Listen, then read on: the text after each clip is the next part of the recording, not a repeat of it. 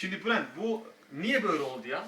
Niye Ne? böyle devamlı bu yani su akıtıyor aşağıdan abi ya? Sen geçen gün de bunu yaptın. Yine aynı problem oldu. Dur sana gösteririm niye.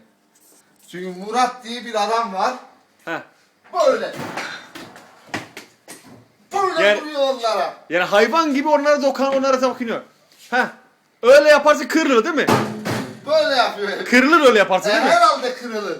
Şimdi- Yavaş yavaş. Yavaş yavaş. Göster abi onu nazik nazik bir çevir. Bak kardeşim. Açacaksın. Aç. Ha? Kapat. Kapat. Ha normal. Heh. Sıkıyorsun Yavaş güzelce. yavaş Yavaş sık. yavaş sık. Yavaş yavaş sık. Böyle Bu, sıkma. Aa, bu çok sert sıkıyor ama. Sert. Yani sen diyorsun ben bunun parasını kimden alayım şimdi Bülent? Sert adam. Bence Senin işçin olsa ne yaparsın? maaşına zam, işine son. Anladım tamam o zaman. Bülent bak sen bunları duydun şimdi abi. Ona göre hareket etmen lazım.